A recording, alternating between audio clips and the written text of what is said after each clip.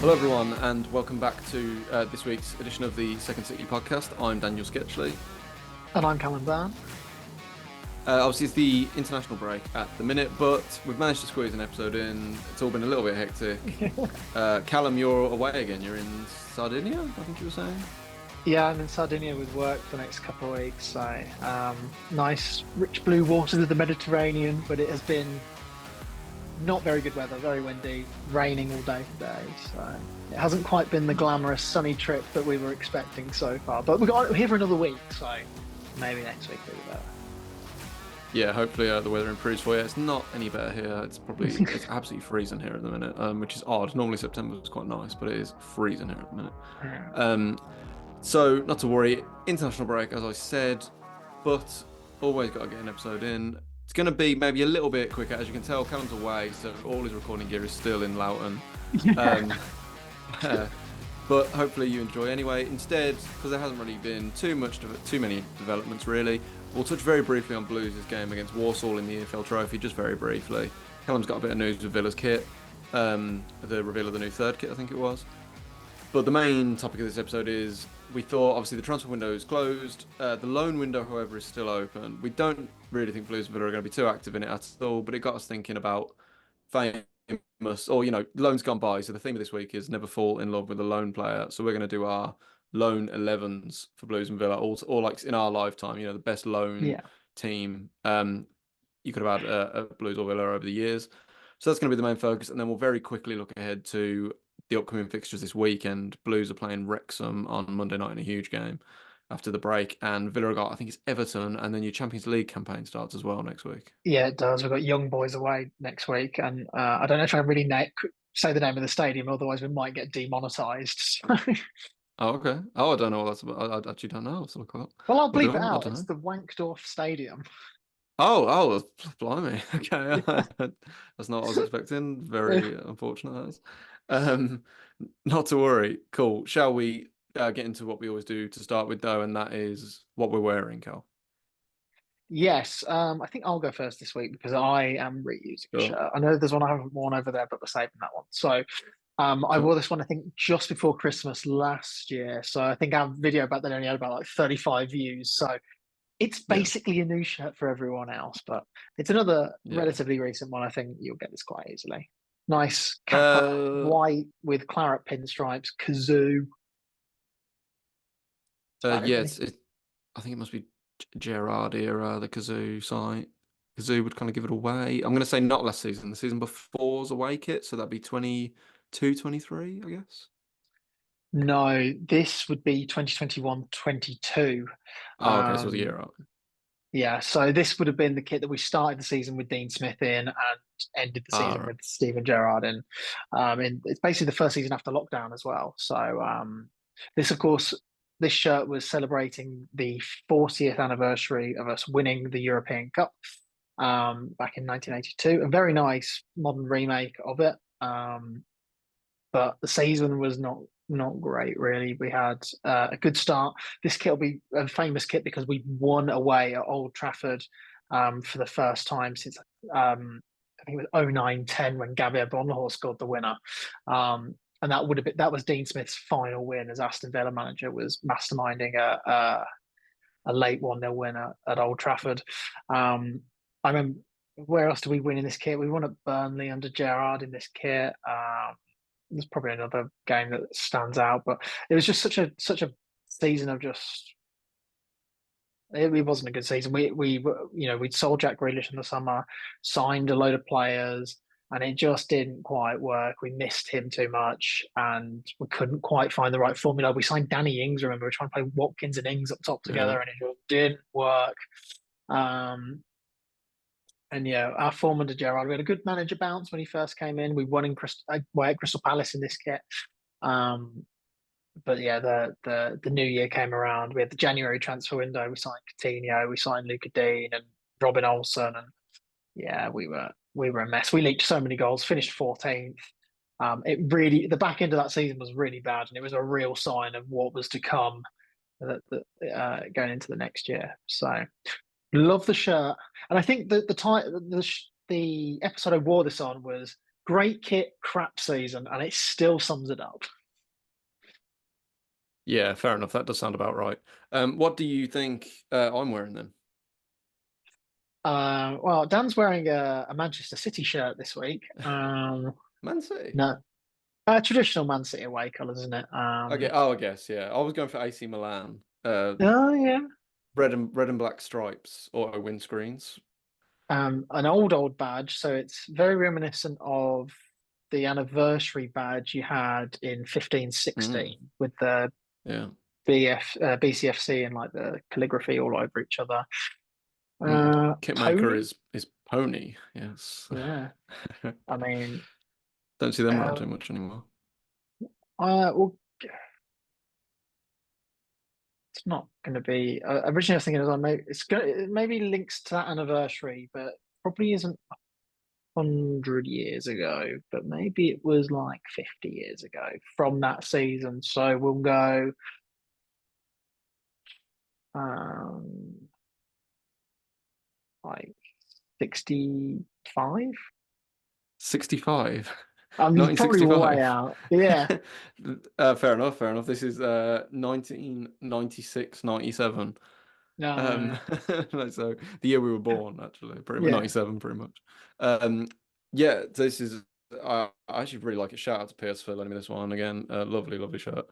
Kind of, yeah, weird that Bournemouth was the first team that came into my head when, yeah, kind of Milan colours is probably Yeah. more obvious. I actually really like it. I don't know what the badge. It's nice. I don't know why they went for it this year. Because the Mm, ball and the globe and ball press that we obviously have had has been around for like 50 years, so we had it by that point. And 96 is not a clear anniversary as far as I can think of. I no. don't really know what don't really know what that was about. Um, Well, what was the but anniversary? Was it 100 years or something? Must have been 100 the years one we in fifteen the sixteen. 25th, yeah, that was 2015 16, sorry, was 140 years of blues. So Um, would that have been so 100? Not far No, off. because it would have been nice. It would have started Yeah. in 96. That'd be a weird year to. It should have been a season earlier if they were going to celebrate some sort of anniversary, I think. Anyway, Yeah. maybe it was an anniversary of like this badge or something. I don't know. Anyway, it was our second season up after. So we'd been in the third division, what is now League One, a couple of years earlier. It was like our second season back up in what is now the Championship, if you know what I mean, the old Division One. We finished 10th this year under Trevor Francis, and it would be a couple more years before we got promoted, obviously. This kind of sums up the madness of the second division, though. So I say we finished 10th, which is true. Looking into it, though, so between the 1st of February and the 26th of February 1997, we lost every game. We played five straight games, lost all of them, and we were 20th at that point at the end of February. So going into March, we were 20th. But then we were unbeaten in our last, how many? 1, 2, 3, 4, 5, 6, 7, 8, 9, 10. We went unbeaten in our last 10 games and we ended up finishing 10th, which was basically the highest we'd been since the turn of the year. That's kind of just the madness of like the second division and how unpredictable it can be. This is not also, this is just a coincidence. I mentioned we've got the Wrexham game coming up. It was actually the last time, bar one, that we played Wrexham was in this kit. We played them in the FA Cup fifth round and they knocked us out. I did think it was the most recent time because I didn't remember us playing them at all, but apparently we played them in the League Cup in 2006 and we won 4-1. But yeah, obviously we're playing them next week, so I thought that was an interesting little connection there. And also, I looked through players that we signed this season. Probably the most prominent, the one that jumped out to me, Brian Hughes signed for us this season. He was also coincidentally from Wrexham for 800 grand. How times change. Um, so yeah, I thought that was interesting. But yeah, 96, 97 away. Lovely shirt. Shout out as well to, you can just see in the background here for those watching on YouTube, I've got a sort of another history of kits poster here, all the Blues kits from the years. So I used this as reference for what year this was. Shout out to my uncle Jez who got this for me from Stratford last week when he saw it. So thank you very much. It goes very nicely on the back of the set with the classic kits poster as well. So yeah, that's Blues 96, 97. So before we get into never fall in love with a lone player, shall we just briefly touch on your experience of the Bristol Street Motors Trophy, otherwise known as the EFL Trophy, where you got to see Birmingham City lose to Walsall? on Well, penalties. did we lose to Warsaw? Yeah, I'm not not You drew sure. It and you was lost on the same night. yeah, kind of. Like the next morning, like my dad was like, "Oh yeah, did you have a good night? How was the game?" And I was like, "Yeah, it was a good night. You know, just kind of something to do on a Tuesday night." And he was like, did you win, lose?" And I was like, "It's the first time ever." I was like, "I don't actually know." um, Technically, I think we drew because we did get a point. So for context, we Yes. drew Warsaw 1-1, but then we were getting ready. I was like, oh, well, that's a point in the group. Obviously, the first time Blues have played in the EFL Trophy for like 30 years. But then the guy next to me, who was really annoying because he was vaping all game and it was like blowing in my face, was really annoying. But I heard him say to someone as well, like about penalties in extra time, in like stoppage time. And I Yeah. just heard the word penalties. And I went to one of my cousins. I was like, does the game go to penalty? Does this go to penalties? And it was just weird because like it. But then anyway, yeah, obviously the game did go to penalties, and the way it works is you get a draw, you get a point for a draw, but then a bonus point on Yeah. penalties. Yeah. So we did draw, but Warsaw got a bonus point. Really weird format that. I don't understand what the logic is with that. Um, yeah, I don't know what the logic was there at all. We and it kind of baffles me because the kind of the beauty of say a group stage in the World Cup or Euros is you've got like three games to if you draw your first game, that might be a tactical thing. You may choose to draw your first game so that you know how to play it in the second and third game, or say you win your first game and you're like, right, we only need a point from this game and yada yada. It's kind of all part of it, the tactical setup of it. So adding penalties to it, I find a really weird thing. And also the penalty shootout itself had no jeopardy because there was only a point on the line. And normally a penalty shootout has the jeopardy of being eliminated on it. So that wasn't I there at do. all. I wonder though if, say, in the final group game, it might that might be you qualifying for the next round or not by getting a I bonus guess. point through. I don't know. The format must work because they've used it for quite a few years. I don't know about that, mate. This is the British History Most Trophy. They probably use it as a guinea pig for other things, which is kind of wrong, Yeah. really. Um, yeah, so I'd understand it maybe if it's in the last group game to stop teams playing defensively, maybe. But anyway, we drew 1-1. Christoph Clara scored his first goal for us. That was nice. We weren't great on the night. And Charlie Lakin actually scored for Walsall. Obviously, he used to play for Blues. I thought he got a really weird reception. He took his goal really well, but then people were like booing him when he was going up to take his penalty and stuff. I just find that really weird. He did nothing wrong. I know he was hardly like Dugarry, but he was a perfectly fine player for us who was, a local lad who tried hard. So I don't really understand what that was all about. But yeah, a weird night in that sense. Few issues getting into the ground. I don't know if the club were quite anticipating the number of people going in. Like the cop was basically the only stand that was open. So there was huge queues to get in and stuff. I know the attendance was like 10,000, which for an EFL Trophy game is big. Yeah. And I don't think they were quite ready for that. But yeah, that's how it was anyway. Stansfield obviously made his second debut for Blues. Bit weird. He was playing as like the nine up front, and Alfie May was playing as the 10, which I don't think quite worked. It'd be interesting to see if, like, really the obvious thing would be to swap them around. And even when like Jukovic came on towards the end, May kind of got shifted out wide right. That all just seemed odd to me. Alfie May scored in every single game in the league this season. Oh, surely you'd keep him as the nine, and if you want to play Stansfield as well, play him as the 10. Um, so it'd be interesting to see what he does against Wrexham. Chris Davies did describe it as an experiment afterwards. Not sure it quite Mhm. worked, but It's a be good interesting to see what opportunity. It's happens a good next. competition for you to experiment a few things in as well, I suppose. Yeah, true, true. But yeah, that was our night in the EFL Trophy anyway. What news have you got on the Villa front? I know you said something about a kit, your third kit. Yeah, so the third kit's out.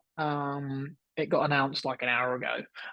So it's like a Scotlandy navy blue number with silver trim. The press release, we were talking about before with kits, how like they just put some like PR rubbish Hmm. with it. So like the navy blue is there to represent the European Knights. Oh yeah. This midnight blue is to represent European Knights, and the silver represents all the trophies we've won over 150 years because it's the 150th anniversary year. It's like Yeah, way maybe too that was cool. the intention, but it's just rubbish. I'm not really a big fan of it. I probably won't buy it.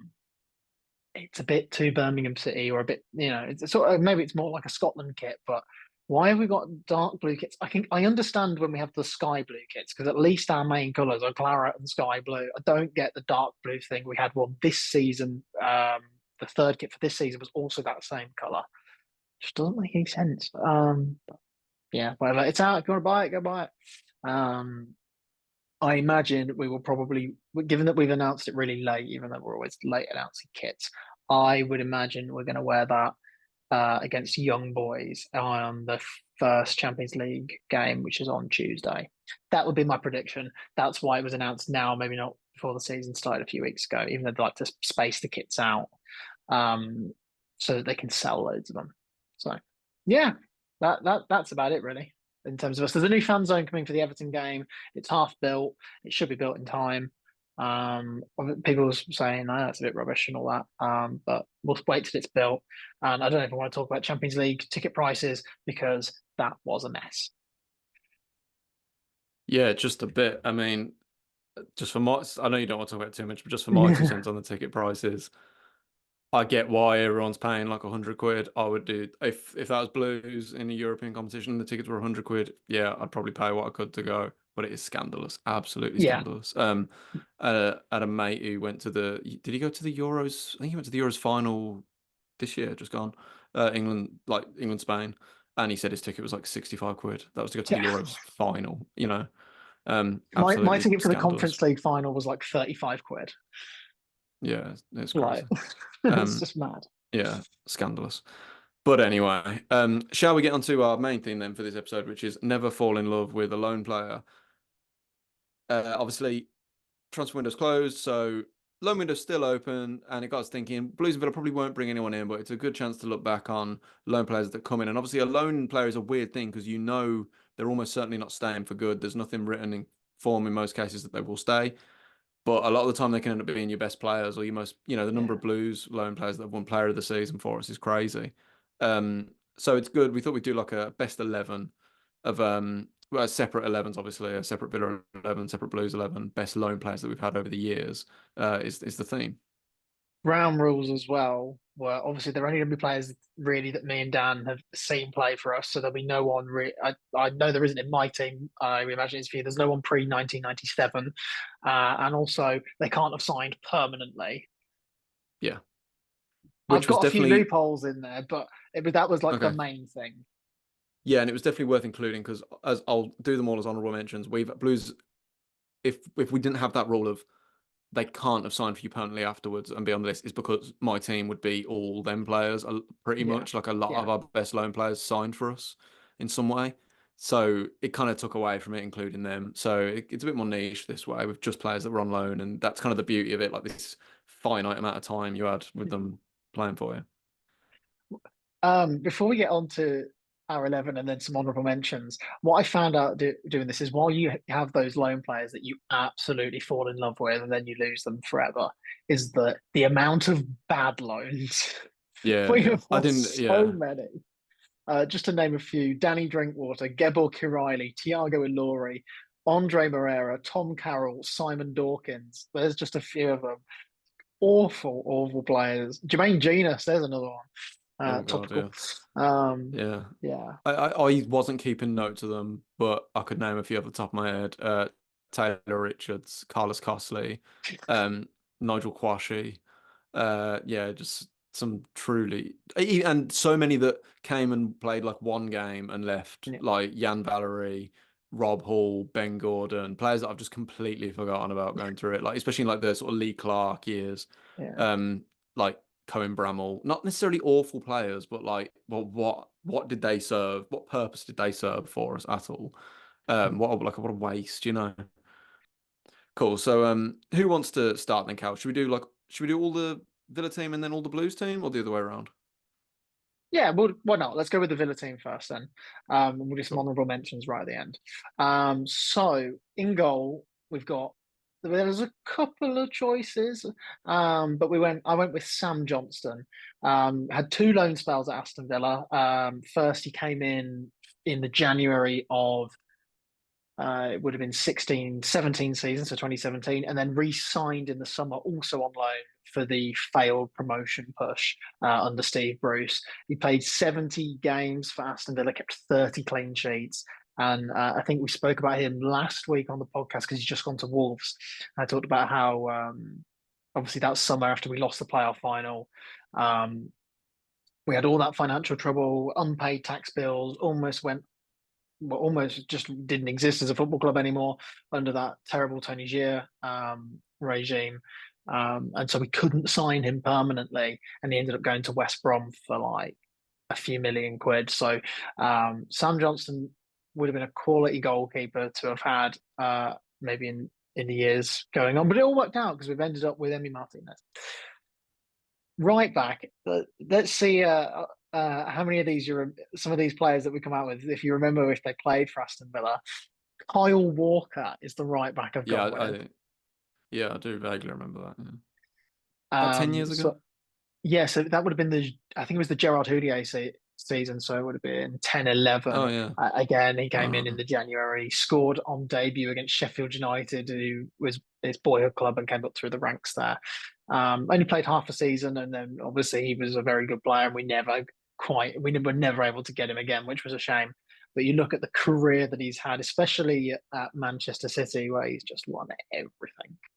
And been one of England's best players for 10 years. Maybe not 10 years, but not far off. So, 2018 World Cup onwards, really. He's been the main right back, hasn't he? Yeah, so we've got him in there. I remember his half season at Villa was really good, and it was one of those where, can we get him back? But it was just never to be. Tottenham never wanted to let him go. And he broke through the ranks under Pochettino, which was only a couple of years later, really. So, centre backs. I got the first one is Axel Tuanzebe, a player who had 3 different loan spells to varying degrees of success at Aston Villa. The middle one being the successful one. The final one his final loan spell would put him in arguably in the worst loan signings category. So he had his first loan spell again. So that would have been in the 17-18, came in the January under Steve Bruce. Played hard, couldn't really get in the team, but had a few minutes here and there, sort of signed as a right back, centre back. Then was re-signed in the summer for a season-long loan where he played centre back. Pivotal part of the 10-game unbeaten run in the run towards promotion. Played at Wembley in the playoff final. And will forever be heralded as part of that promotion team.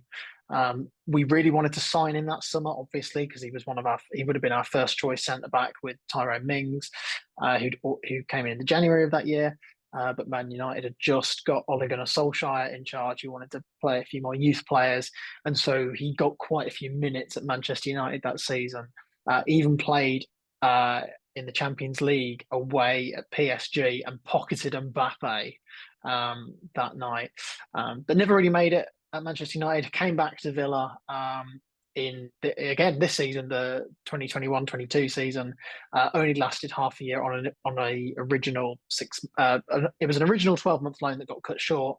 It was a disastrous loan spell, and it was very much maybe we don't bring back a loan player you've fallen in love with before sometimes. Next centre back, Clement Longley. Maybe a controversial one, but I mean, there were some positions where we were really struggling for good players. But I thought Clement Longley, I spoke about him again possibly last week or the week before, how a player that I had very little expectations of coming in, and he did a very good job in the circumstances and kind of what we wanted him to do. And he's I don't know where he's gone on loan to. I think he's gone on loan to somewhere in Spain because Barcelona can't flog him. So, but yeah, I mean, he's a good player.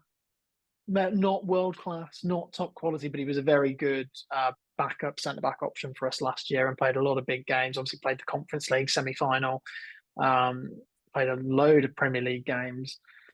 So yeah, gone for him. Left back Ryan Bertrand, again another 6-month loan, came in the January. This would have been under Paul Lambert in 13, 14. I can't quite remember. It's when we had that sort of like Macron penguin kit where where it was like claret and blue down the sides. Yeah, but it was a time where we weren't very good, really. So, but even again, a good player that we couldn't sign on loan, had a very good career. But the Champions League with Chelsea playing at left wing, Mm.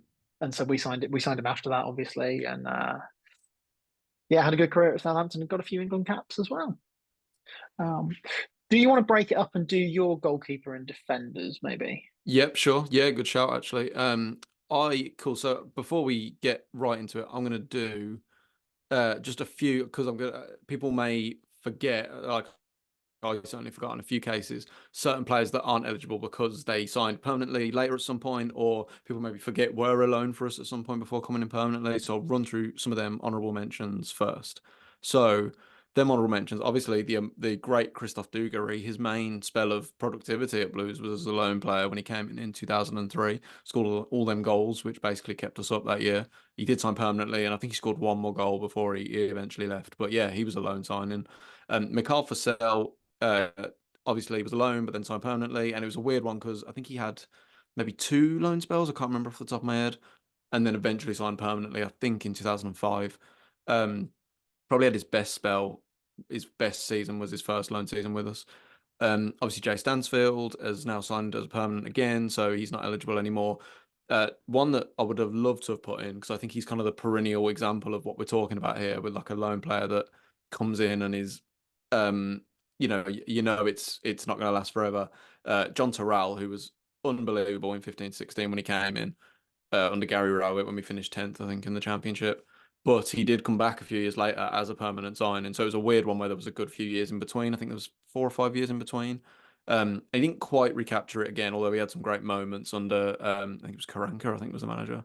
But yeah, sadly, he's not eligible. Mike Taylor was a loan signing originally, as was Fabrice Mwamba, Sebastian Larsson, Lee Bowyer, Paul Caddis. Jack Butland technically was a loan where we sold him to Stoke. He was a permanent and we sold him to Stoke and then they loaned him back. Michael Morrison, obviously a former Blues captain. Robert Tesh was a decent player. Um, One that really did not work afterwards. We had Diego Fabrini as a loan, I think the same year as Terrell, really talented player, but he was obviously signed permanently later on. It didn't really work after that. Ryan Shotton, Lucas Jukovic was initially a loan before he signed permanently in 2017. Christian Bielik was on loan with us years ago and then came back again on loan about 6 years later and then signed permanently again. So he is a weird player who's technically signed for us 3 times, as is Dion Sanderson, who had the exact same thing happen, as is Craig Gardner, who was briefly signed on loan in 2017 again, and then he signed again permanently. Gary Gardner was a loan initially, obviously from Villa. Tahith Chong was a loan who then signed permanently, and the perennial one that I kind of wish had just been a loan because imagine how differently he'd be regarded. Scott Hogan obviously came in on loan Yeah, in 2020. Unbelievable for like, I don't know, 6 months. 4 months, if Yeah. that, 3, 4 months, and then didn't really quite work as well as it should have done after that. But yeah, let's get into my goalkeeper and defence. So the goalkeeper was a pretty easy one. Joe Hart was on loan You in say that though, you 09-10. had He quite a was few to choose from, I think, of this true. I era. mean, uh, we had a lot of good keepers of this era. Not many of them were loans though. Like as I say, Jack Bullen wasn't eligible. Ben Foster was a permanent. Oh, was he? Mike Oh, Taylor wasn't eligible. I thought Ben Foster was No, alone. no, Ben Foster was a permanent, and we loaned him to West Brom actually when we got relegated initially. Bowes Myhill was a decent was good, but Joe Hart was clear winner 09-10. Unbelievable keeper when we finished top 10 in the Premier League. He was exceptional. Um, and arguably the best Blues keeper we've had in my lifetime. Tit for tat with Ben Foster. I would argue just for the cup win, Foster maybe edges it slightly. But no, Joe Hart was a terrific player. His performance away at Stoke, I remember when we won 1-0, was unbelievable. And he had, was it Chelsea at home? We drew 0-0 and probably should have won 1-0, I think, because we had a goal disallowed. And he was unbelievable. What a player. And obviously it kind of launched his career back at Man City as well, really. Right back, I really struggled for this. We didn't have many good ones, but just last season, Cody Dramer, who we had on loan, I believe, from Leeds, had tough competition in Ethan Laird and started a bit shakily, but once he got going, he was actually really solid for us. And it's a bit of a shame he only played about 19 or 20 games because there's times when he arguably deserved to play a few more. So yeah, Cody Dramer, really talented young right back.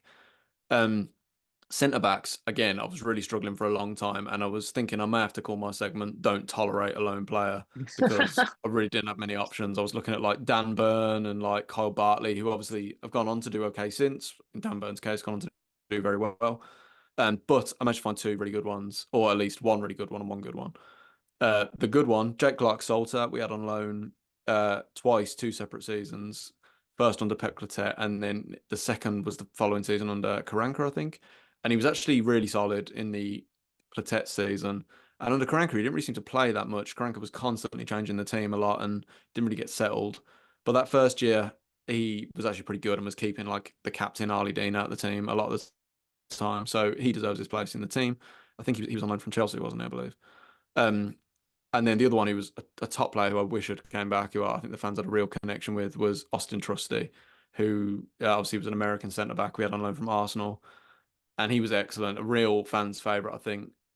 He had a really good sort of back. For a while, we played a back three under John Eustace, where it was Harley Dean in the centre, Trusty on the left, and Sanderson, I think was on the right, and he was terrific, really strong in the air. Scored an amazing kind of he sort of an amazing goal where he sort of flicked the ball, looped the ball over his head. Really bizarre goal against QPR when we won 2-0 one night. A terrific player. Obviously got a loan move again. Oh no, it was a permanent move, I think, to Sheffield Permanent, United yeah. in the Premier League. And now he's at Celtic. So if he scores at Villa Park in a couple of weeks or in a few weeks, I would love that. And then finally for this segment, my left back had to cheat a bit on this one because we haven't really had any good ones. I haven't looked at it. Um, this player he didn't really play as a left back much for us, but I'm going to put him in anyway because he could play at left back. Yuri Yarashik, who was on loan with us, I think, from Chelsea as well, and also ended up going to Celtic eventually. He was with us in 05-06 when we got relegated. We were rubbish that season. He was a pretty good player in a terrible season. So Yuri Yarashik, I'm going to kind of cheat, but sort of fine. Put him in at left back. So that's my back five. Hart, Dramer, Trusty, Clark-Salter, Yarashik. Let's get on to the midfield. I don't know what formation you've gone with, but I went with a 4-4-2. It was the only way I could make it work. Same. So Yeah, I same. found out that left wingers there wasn't many to choose from. So Mm.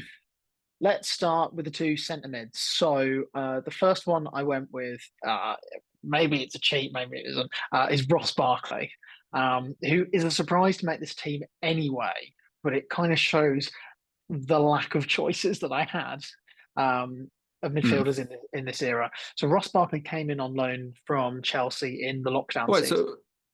so he's permanently with you now, though, isn't He is. he? Okay. It wasn't a direct. There was a nice gap. Oh, that it. Wow. In that on that logic, I could have Terrell, but I'm sticking to the Yeah. rules, so you crack on. I had no other. I genuinely had no other choice. Until I was really struggling for centre mids, so that's why he makes the list. And there's another cheat coming on, which is fairly similar as well. Um, but there's only two, and Ross Barkley is one of them. He shouldn't really make this team anyway, but shows I think the lack of options that I had. Started really well, made his debut against Liverpool at home in the famous 7-2. Scored two goals. Really should have scored four. Certainly a hat trick. He missed an absolute sitter there in the first half. And he started really well. Got a hamstring injury, then got caught up in a COVID outbreak that was happened at the training ground. Our form kind of started to tail off after that because we were in the top four on Boxing Day. I think people forget that we started that season really strongly. Had the COVID outbreak. He had a hamstring injury. Um, when it was, I think he was rushed back as our form started to shake a little bit. Couldn't quite find his feet again. And then when Jack Grealish got injured, he really struggled as he was then all of a sudden, we need you to take on the load that Jack Grealish bore for us. And it really tailed out and it probably didn't end very well for him. So, and then he went off and had it didn't really do much with his career afterwards. Had a couple of bad loan spells and a not very great spell with Nice, and has reinvented his career at Luton. And now he's signed for us permanently on a free, well, a sort of free anyway. So that's why I kind of included him. but yeah, shouldn't really make the team because his loan spell wasn't great after the first like 4 months. So let's move on from him. The other centre mid I've gone for is Tom Cleverley, who we signed in 14-15. It would have been under Paul Lambert. Famously, when we announced him, we used a picture of him like celebrating a goal and in his Man United kit, but with like a claret overlay over it saying like "Welcome, Tom." His only goal for Man United was at Villa Park for Man United against us. Sure, So a nice, sure. if that just shows the PR own goals of the regime at the time, it was stupid things like that. The next year when we announced Remy Gard, we spelled his name wrong on the announcement. So it just tells you everything. I really struggled, I think, when he first came to really settle in. Couldn't quite find his feet. He sort of lost his way at Man United when he'd been subject of a like fan backlash about him being in the England squad when he's at Man United. I don't know if you remember, Dan. There was a Yeah, because it wasn't petition it to get like him petition for Roy Hodgson to not pick him in the England squad or something like that. wasn't it because people felt like he didn't really deserve it because it was Yeah, just because he's a Man United player. Yeah, yeah. Which it was probably true, but yeah, oh, um, definitely true. Yeah. yeah. So, but when we sacked Paul Lambert in, I think it was like the February, and we got Tim Sherwood in, Tom Cleverley found his form, suited that system that we played, and I think really thrived in that sort of Tim Sherwood sort of style of management environment. And was a really pivotal player in us staying up at the end of the year and getting to the FA Cup final. And a player by the end of his loan spell, we really wanted to sign permanently. Tim Sherwood really pushed to sign him permanently that summer, and instead he decided to go to Everton instead. And it just shows the failures of that summer. We didn't sign him permanently. We lost the spine of the team was gone, where we lost Delph, Vlar, and Benteke. And you can just see, and then not being able to keep hold of Tom Cleverley as well. It was all pointing towards a complete disaster that was coming in the following year, which, with the benefit of hindsight, we can see quite clearly. But yeah, so he was a big loss. Went to Everton, had a pretty good career. Did okay at Everton. Went to Watford and has stayed there ever since. And he's now the manager of Watford. So, and he's started pretty well, I think, as a Yeah, manager. it So kind of seems like he's grown into that job a little bit. Yeah. yeah. So in terms of wide midfielders, then I'll get my other cheat out the way, which was James Milner, who Oh, we had. these are hard cheats. Milner played for you for like a few years. So we had, no, but we had him on loan under David O'Leary in Oh, right, okay. the DWS days, and then we had him in on loan from Newcastle, where in his original loan spell, in all competitions he scored 3 goals and got 1 assist. Most of them were in the League Cup. A really good, bright, promising young player that Newcastle didn't want to give us back, obviously, and he played for Newcastle in the first team for 2 years. Obviously, he was part of that famous Leeds United team that went under as a youngster. And then we did sign him permanently a couple of years later under Martin O'Neill, where his career really took off.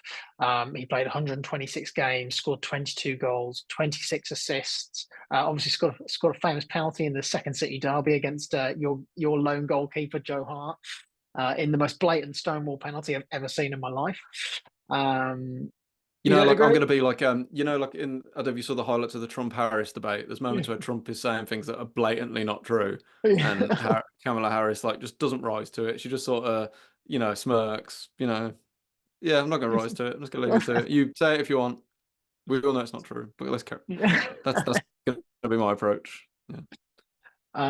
So yeah, so James Milner again, another cheat because the only other wingers that I really had, and the player that was in my honourable mentions was Yannick Bolasie, and even then he had a 12-month loan cut short after 6 months, which beside a goal against Preston, Rotherham, and some nice trickery at home in a loss to Leeds, was on a lot of money for not a lot of end product. As much as he raves about us on Twitter, and we all loved him, and at the time it was meant to be a big signing, and it just didn't quite work out. Maybe because the player on the other wing was a huge hit, which was Robert Snodgrass. He was one of the definitions of never fall in love with a loan player because when he Was came in he under alone? Steve, yeah, we signed him on loan from West Ham in 2017, the summer of Oh 2017. no, I remember. Yeah, I do remember. Yeah. Yeah, so we played in the team which had like John Terry in Yeah, I do and remember that. this. Yeah, He had an absolutely amazing season, 8 goals, 13 assists, including an absolute worldie away at Sheffield United where we won 1-0. Um, I proper fell in love with him as a lone player. Had a pretty good chant in the stands, but the failure to get promoted meant that was just never going to happen. And then we didn't. Did he get back? I think he got back in the West Ham team off the back of his loan spell yeah. with us, which is I have why a we never feeling signed him on loan again. I think it was the following year we played West Ham in the FA Cup. I know it's the FA Cup, so they may have played a weekend team, but I have a feeling he played for West Ham that day. I Yeah, I think I think might be wrong. Moyes That could went be wrong. in That could and be completely quite wrong. liked him Yeah, that season. Some maybe I'm misremembering, but he definitely got back in the West Ham team. mm. Pellegrini would have been the manager actually, but he got back in the West Ham team, and he did come back to Villa Park with West Ham at the very start of 2019, 2020, where he didn't get off the pitch, but had a nice like lack of appreciation just at the end. Um, Player that he's played everywhere. I remember he was at Norwich, Leeds. He was at. Leeds, yeah. Yeah. But yeah, he was great for us. Great for us that season. It's a real shame that he never got a promotion with us because he was absolutely unreal. What about your midfield? What formation have you gone for?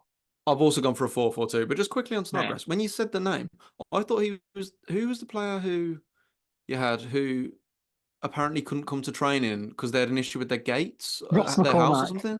Ross Ross McCormack, McCormack. Sorry, he was at who Leeds as also well, played wasn't for he? Leeds, yes, and That's Fulham. We why I'm signed him getting from confused. Fulham. Yeah. Yeah, They would have been at Leeds around the same time. Yeah. yeah, That's my confusion there. yeah. Cool. Yeah, I've also gone for a 4-4-2. Kind of my logic being I had struggled in some positions, but strikers wasn't really. We had a few strikers, and I was like, I feel like at least two of these have got to go in. So that's where like I couldn't really do like a 4-3-3 with wide players or like a 4-2-3-1. I didn't really think quite worked. It did mean a couple of players like Yarashik are a little bit out of position, but whatever. Including this next one though, so it's not really a cheating like yours, which is a blatant cheat. But someone who I had to get in played more as like a number 10 and maybe even a 9 at times for us. But I put him on the right wing just because he can play there and he had to get in. Someone who went on to play for England and was at Man United for years, but is now playing in South Korea. Who is it, Kel? uh, Give you another clue. Scored 4 goals on his debut for us. oh God, Jesse Lingard, of Jesse course. Lingard, of course, Oh God, obviously yeah. ended up going to the World Cup in Russia with England, I believe. But He had a yeah, good he World scored Cup. 4 goals. He scored a great goal there as well. Against Panama of all teams. But yeah, I think he was like 17 or 18 when he came to Blues, and it was a dreadful season. It was the year we finished where we stayed up at Bolton on the last day. So 2013, he would have signed for us. And yeah, we only won 2 home games all season that year, and we scored 4 goals in both of those games, weirdly though, and one of them was Sheffield Wednesday where we won 4-1, and he scored all 4 goals on his debut. And he never quite replicated anything quite like that at Blues, but it was just a pure like straight away we were like, well, he's not going to be here long, he's that good, he's not going to. And yeah, terrific debut, probably the best Blues debut I've ever seen in my lifetime. So I had to get him in, even if he's a little bit out of position. I had to get him in. There's a great video as well. I can't remember who it was with, but he had like it was at home with Jesse Lingard sort of thing, and he had to pick like 3 kits from his career that really resonated with him, and he picked the Blues. It was the Penguin shirt, Yeah, um, and he picked that one as like sort of because he remembered his debut so fondly. And it's kind of his announcement to the world. And it's a shame his career's not quite, you know, he could have been England's mainstay in the yeah. England team I for mean, years. he scored the winner in the FA Cup final Yeah, in exactly. I think 2016, but his yeah, career moves just didn't. He just made the wrong moves. yeah, but equally I think he's had some real high points as well. He's not one of these Yeah, players who's completely disappeared. A bit like my next option, uh, centre mid, also played for us under Lee Clark, also on loan from Man United, Ravel Morrison, who obviously, I think there's an interview with like Alex Ferguson where he said he was going to be like the greatest. He was going to be the best centre mid ever, basically, or best English centre mid ever. He was on loan for us for one year. We finished like mid-table. He was just a very good player. He showed flashes of brilliance. Was very young, and obviously his career never really got going. Apparently, he's got a reputation for being a bit of a bad boy and kind of not really focusing on his football. But weirdly, Lee Clark of all people seemed to be the guy to like get something out of him. Like he was pretty consistent with, like I say, consistent, loosely consistent for his standards. A Blues scored on his last appearance for us as well. I remember against Blackburn. Yeah, just a real talented, exciting player in a season that was a bit of a slog as a Blues fan. So yeah, we're not blessed with loads of great centre mids. Obviously, Terrell is not eligible because I'm sticking to the rules. Um, but I put Ravel Morrison in. I think he kind of fits this criteria well. My other centre mid is someone who, like, if Ravel Morrison is a bit of a, don't tolerate a lone player sort of thing. Um, One that is definitely a don't fall in love with a lone player, Hannibal Mowbray, like a more recent one, obviously. Also on loan from Man United. What a phenomenal, like his big, crazy curly hair, just an absolute live wire charging around the pitch. Was on loan with us under John Eustace. In that season, that was a real like backs to the wall season. Like we didn't have a lot of money. We were kind of cobbling the squad together. It's the last season before the takeover. Um, and just a brilliant, like, absolute live wire of a player. Scored a brilliant free kick against West Brom where he kind of curled it around the wall and caught the goalkeeper out. Just an absolute, like, a real character, real Blues, proper badge slapping, kind of reckless, could be stupid at times, but a real character and the kind of player you love to play for your team. You probably hate him if he's playing for the other team, but you love him if he's playing for your team. And it was really cool in the middle of that season was the World Cup in Qatar and seeing him play for Tunisia. And there was a game, was it? He got, I can't remember what game it was, but he was on the bench and caused trouble. There was two Yeah. Tunisia and another team kicked off at each other, and he'd basically caused it because something happened like near the touch line on the pitch, and the camera just kept cutting back to him afterwards. And that's the kind of player he was. He caused trouble that game, and he wasn't even on the pitch. I have a feeling he like booted the ball away or booted the ball right at someone when it came out of play or something like that. He's at Burnley now, just signed for Burnley, so good luck to him. There, Scored for obviously, Man United wish him all last the year as best. well. He did, yeah, he did. And for a while, it looked like he could maybe break into that team, but didn't quite happen. But terrific player. I miss him every day. Left wing, though, was someone who didn't really like. I've just talked about how much I loved Hannibal Mowbray. I did not, and a lot of Blues fans, I don't think, loved this player. And it was a shame because, in terms of raw talent, I would argue he is up there with like Bellingham, if like he's as good a technical player as Blues have ever had. Alexander Hleb, who we had on loan from Barcelona. Of Um, course, I forgot about him. Yeah. yeah, and it's one of the great like Alexander Hleb won more trophies with Blues than he did with Arsenal. That is ridiculous. He was with Arsenal for like 6 years, and he never won a trophy with them. But he was so good for them that he moved to Barcelona, and then towards the end of his career, Blues managed to get him on loan. And this is like, can you imagine a bigger shift going from Barcelona in 2011, 2010? Yeah. Guardiola's Barcelona and then coming to McLeish's Blues. Can you imagine a bigger shift in style of play? Um, and it was quite obvious he wasn't really happy. He didn't really settle. I think he even did an interview where he said as much. There's an interview with, I think it was with like ESPN at the time. He obviously was showing Premier League games at the time. And he's doing an interview and he had the blue shirt behind him and he pointed at it and he went, it was like, it was meant to be off camera, but it got out. And he was like, oh, yeah, it should be an Arsenal shirt back there. Obviously, the irony was we then played Arsenal in the League Cup final and we won. But he didn't really play. I think you can see him on the pitch in like his suit at the end of the game and stuff, but he wasn't really a part of any of that. He never really felt a part of it. But there were moments where he was just when he played, he was clear, absolute class. He got like a brilliant assist against Fulham away, set up a goal for Seb Larsson. Brilliant. I think it was maybe for Larsson as well. He got a brilliant. Oh no, Craig Gardner. He set up a brilliant goal for him at home against Sunderland. Just a shame. He clearly never settled. Was clearly never happy.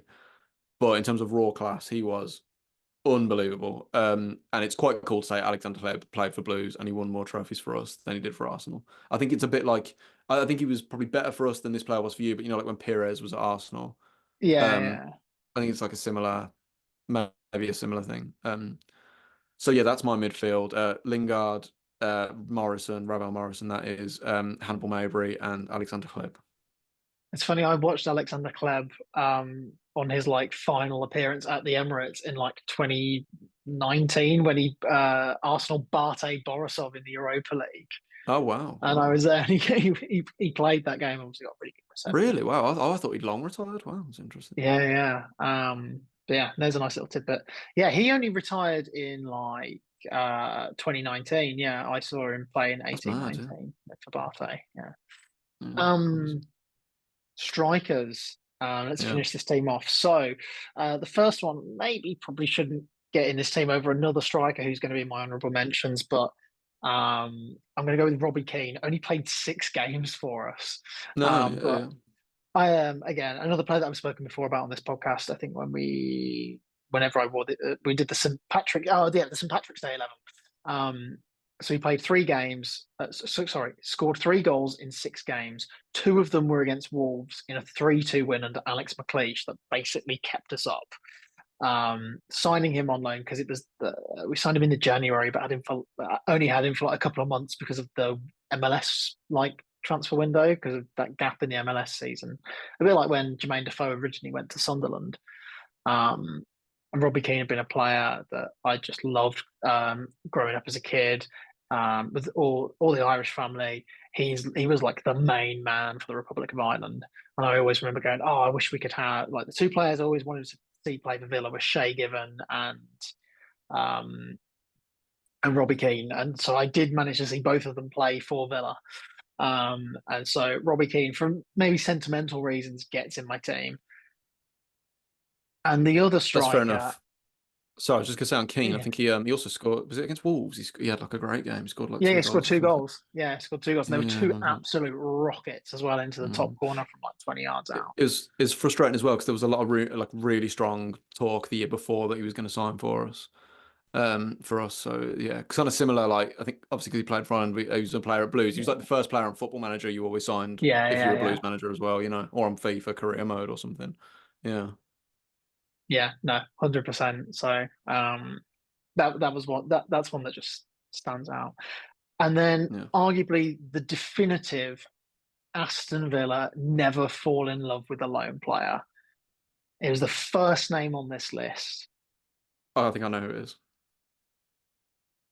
Go on. but I don't want to spoil the moment for you. I'll write it down. Keep building it up so Okay. you can say the name, but I'm sure it's going to be this. I've literally just come to my head. So yeah, the first name that was on this list, the definitive Aston Villa never fall in love with a lone player. Yeah. Signed by Steve Bruce, scored 25 goals in a single season for Aston Villa for the first time in almost a generation, um, which is Tammy Abraham. Boom. Got it. Yeah. Yeah, I Yeah. well, and we were really close to re-signing him a couple of times. Had the Chelsea transfer embargo not happened, we almost certainly would have signed him instead of Wesley the year we went up. We were very close to signing him either last year or the year before. Whenever he did his ACL for Roma, cut the deal off. That was apparently a done deal up until the moment he did his ACL. Now on loan at AC Milan from Roma, had that amazing first season when he went from Chelsea to Roma, and then has really struggled since because he had that horrible injury and then a lack of form. Was the main man for Jose Mourinho. Had a good run at Chelsea and was probably hard done by to not play more for Chelsea as the number 9. But his season at Villa, there's just such a romanticism with it. He scored a boatload of goals. He was such a key player. We got promoted. I mean, he almost left in the January. Wolves wanted to sign him, and Jack Grealish, who was injured, kept saying, "Stay, stay. I'll be fit in like a couple of weeks. Stay, stay." Even though he knew he was like 3 months away from being fit, and scored in the derby, another Stonewall penalty against Birmingham City.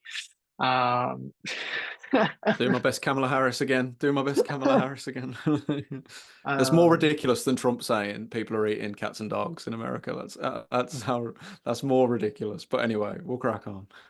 um, but yeah, there's not enough to say how amazing Tammy Abraham was for us. But it's almost nice in a way that it's that never fall in love with a lone player, and he didn't come back because that season was just.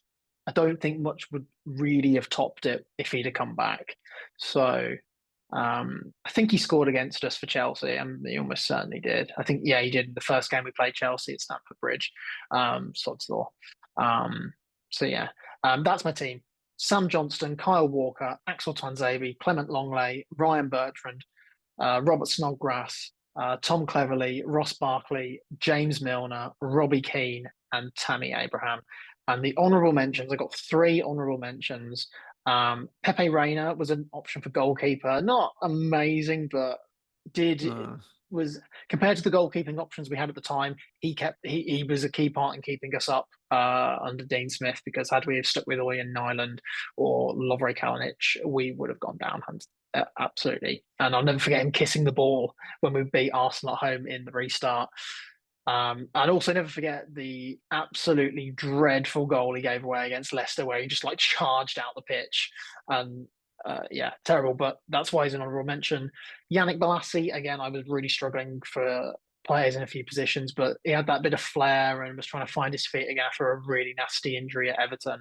And as I said, still loves the club, but never really recovered from that really nasty injury and found his Crystal Palace form again. And the other one who probably should be in the team, but I went with Robbie Keane instead, was Lewis Grabban, who we signed in the January of the failed promotion year, which would have been 2018, January 2018.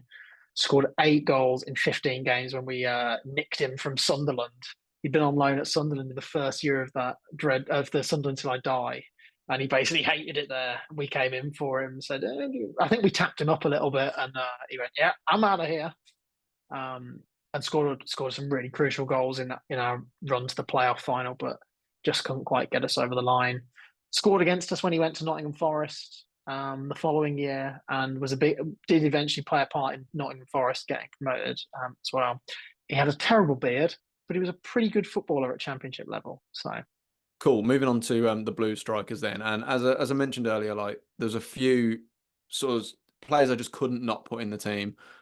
Players that fit the criteria of they arrived at the club, they were brilliant, it was brief, it was great, and then they yeah, left. They rode into the sunset and never came back. That's kind of that's like the criteria. They came and made yeah, a huge impact, and that's it. And that's why I've stuck to the rules, unlike you. But anyway, um, so my first striker in this 4-4-2, Chris Wood, on loan from West Brom, 2011-12, was only with us for like a few months. It was this like kind of the real start of the turbulent years of Blues, where loan players just came and went, and we were just trying to plug the team. We had like no money, and this lad came in from West Brom. He was 19, and he scored a bucket full of goals. Scored a brilliant goal in the last minute against Leicester at home, I remember, and basically cemented himself as our main striker ahead of, we had Adam Rooney wasn't great obviously, but we had like Adam Rooney and like Nikola Zigic, and then obviously Marlon King didn't really like Marlon King was excellent that season, but it was a bit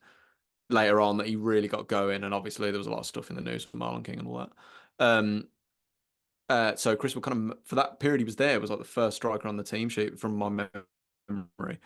But obviously he will be, for this alone, he has to go in the team. Blues is like the first, what was it? No, it was the Europa League, beating Bruges away 2-1. It was like 96th minute. He scored the winner. Marlon King crosses the ball near post. Chris Wood beats his man, gets it in. Blues are a championship team playing in Europe, and we beat Club Bruges away, one of the biggest teams in Belgium, right in front of the away fans. Probably my biggest regret as a Blues fan is that didn't happen. Maybe a couple of years later, and I maybe would have been in a position to try and go. But yeah, amazing.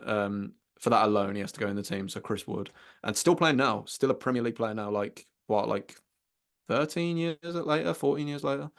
And then my other striker is like the perennial. I just couldn't not put him in. Maybe on like pound for pound, like performance for performance, maybe shouldn't be in, but he has to go in because he had one moment at Blues, and it was the moment, the greatest moment. It was obviously Obafemi Martins has to go in. He was on loan from Rubin Kazan in Russia. He played 4 league games for us, 6 in all competitions. I don't even know how many games he started. I think he probably started like 2 or 3 games. Came off the bench with like 10 minutes to go in the League Cup final. Keeper makes an error. He stood in the right place at the right time, and he rolls the ball in. It's like he has to go in. And there's other honourable mentions who scored way more goals for Blues, played way more times, probably worked way harder. Open minds. He has to go in the team, and I'd be shocked if anyone argues with me on it. It's exactly the criteria of never fall in love with a lone player. And the fact that he's kind of, you know, you don't really where do you I don't know what he's doing now. Where do you go? You know, that's the beauty of it, you know. So We all that is remember the my somersaults. yeah, we do. I mean, yeah, what a celebration as well. So that's my 11. Joe Hart, Cody Dramer, Austin Trusty, Jake Clark-Salter, Yuri Yarashik, Jesse Lingard, Ravel Morrison, Hannibal Mabry, Alexander Hleb, Chris Wood, Obafemi Martins. We'd be interested to hear in the comments or on Spotify, whatever, who had the best team. Be really interested to hear from you guys who's picked the best team here. And I've got a few honourable mentions as well, other than the ones that aren't eligible, obviously. Nicholas Bentner, who was on loan in 06-07 and went straight back to Arsenal and ended up playing Champions League football, obviously. Really, I was certainly getting the team at the start. He was like one of the first players I thought of, but I was like, Martinson would have to go in. We another one I really wanted to put in, but just couldn't put in past Martins and Wood was Mauro Zarate, who we had on loan in 07-08, I think, and was an unbelievable player. Scored an amazing free kick against Man City, I remember, and ended up playing for like Inter Milan and stuff. Was another true like came and went in the blink of an eye. Um, so yeah, Bentner and Zarate very unlucky not to get in. But it was my Hiller mentioned. Federico Makeda, another one we had on loan from Man United. Connor Mahoney was a right winger who played for us under Gary Monk, was really good. Riley McGree was on loan for about a year, I think, under, was it Karan Kramboya? O'Neill Hernandez was a good winger we had from Norwich. Lol Taylor, for a loan for his walking penalty, I thought was class against West Brom. And Rida Kadra was a right winger we had from, was he from Sheffield United, I think? We had him last year. And then, of course, a bit of a somber note to end on, but someone who's got to go in, the late Matthias Sarkic as well was a goalkeeper we had on loan. Rest in peace, and as a terrific player for Blues, obviously former Villa as well, and former Wolves as well actually. So yeah, there are a few honourable mentions for you there. So there are teams. Never fall in love with a lone player. Right. We're going to have to wrap this up quickly because I need to dash and my light is fading very, very quickly. So we're going to have Yeah, to. this has ran way longer than we planned. Yeah. Yeah. So we'll quickly look at the games coming up. So we've got Everton on Saturday. Everton are rubbish. We should beat them. Um, I'll be very disappointed if we don't. That's a definition of a must-win 3 points, really, for us. It looks like Ezri Konsa might not play. Picked up a bit of an injury for England, which is why I hate our players going on international duty. So we'll just wait and see on that. Ollie Watkins, of course, pulled out of the England squad as well because they've been managing his minutes because he's had a bit of an injury post Euros and then hasn't played in pre-season. So there's a possibility that we could be without both of them. But I'm kind of hoping that at least with a week to 2 weeks off, Watkins will be fine to play. A player that really needs a goal as well, but he is a bit of a slow starting striker every season for the most part. When it gets going, it'll be great for him. So should win. Hopefully we'll win. I think I'll say 3-0. You've got Wrexham on Monday. Yes, big game live on Sky Sports. We are the Monday Night Football on Monday night. All American clash, obviously. Oh, well, I think in the real days leading up to it, I think it will be really hyped up. Second versus Yeah. third. I know it's early in the season, but should be really looking forward to it. Monday night game should be really excellent. Obviously, Wrexham and also both on 10 points, although they've got a slightly better goal difference. I think we've won like all but one of our league games, but we have been a little bit unconvincing. I hope we've had the international break to kind of work on a few things and really cement like what we are a bit more. Be really interesting to see the team that he goes with. Will Stansfield players a 9 or a 10? Be really interested to see what Chris Harris does. Did it again, Chris Harris, You Chris did Davies. it. I'm really interested to see what Chris Davies does with the team in this game. I think with the home atmosphere, it's going to be big. Fireworks going off. I'm going to say, I reckon we'll nick it 2-1. Because Wrexham looked like the mad that Stockport and Wrexham, who were the top two in the Championship last season, and now the top two. Sorry, the top two in League Two, and now the top two in League One. So yeah, don't take them for granted at all. I'd be interested to see if Tom Brady or Ryan Reynolds fly out for it. Who knows? Who knows? But yeah, that's our game. And then you've got your first Champions League game next week, haven't you? Yes, so we've got we mentioned it earlier, we've got Young Boys away on Tuesday night. First game of the Champions League. Very, very exciting. Don't really know what to expect. Young Boys have started the season really, really badly. Despite qualifying, I think, through a playoff for the Champions League, they've lost all their league games. They are bottom of the Swiss league. And really, if we are trying to get into that playoff round for the Champions League, these are the games we've got to win because we've got some really tough games to come against Bayern Munich, at Juventus, and so this is one that we have to earmark as a must win. But it's also potential banana skin, a bit like Legia Warsaw away last year, where it's the first European game. It's away from home. I don't think we're not going to play a weak side like we did against Legia, but it's very easy for that sort of occasion to get to everyone, and you get a bit of a disappointing result. If you offered me a draw, I'd take it, because I don't think that would not be a terrible result, and it would get us moving and the point on the board. So I'm going to say 2-2. Fair enough. Let's wrap it up there, Carl, because we both need to dash. But hope you enjoyed this week's episode. Let us know who had the best team out of the lone 11s. Get following us we're on Instagram now. What else are we on? Twitter, TikTok, I think we're on. TikTok, there's a handful of shorts have gone out recently as well. So if you haven't seen them, go check them out. Yeah, man, the handle is Second City Pod. That's 2ND City Pod. But until next time, Cal, we'll be back next week. Have a safe rest of your trip over in Sardinia. Keep right on. See you next week, Dan, and up the Villa.